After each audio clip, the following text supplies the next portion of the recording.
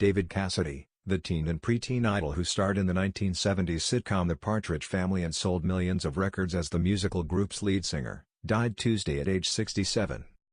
Cassidy, who announced earlier this year that he had been diagnosed with dementia, died surrounded by his family, a family statement released by publicist Joanne Geffen said. No further details were immediately available, but Geffen said on Saturday that Cassidy was in a Fort Lauderdale, Florida, hospital suffering from organ failure. David died surrounded by those he loved, with joy in his heart and free from the pain that had gripped him for so long, the statement said.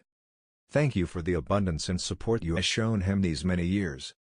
The Partridge Family aired from 1970-74 and was a fictional variation of the 60s performers the Cowsills, intended at first as a vehicle for Shirley Jones, the Oscar-winning actress and Cassidy's stepmother.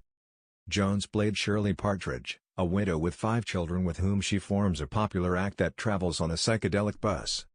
The cast also featured Cassidy's eldest son and family heartthrob Keith Partridge, Susan Day, later of L.A. Law fame, as sibling Lori Partridge and Danny Bonaducci as sibling Danny Partridge. It was an era for singing families, the Osmonds, the Jacksons. The Partridge Family never cracked the top 10 in TV ratings, but the recordings under their name, mostly featuring Cassidy, Jones and session players, produced real-life musical hits and made Cassidy a real-life musical superstar. The Partridge's best-known song, I Think I Love You, spent 3 weeks on top of the Billboard chart at a time when other hit singles included James Taylor's Fire and Rain and Smokey Robinson and The Miracles' The Tears of a Clown. The group also reached the top 10 with I'll Meet You Halfway and Doesn't Somebody Wanna Be Wanted, and Cassidy had a solo hit with Cherish.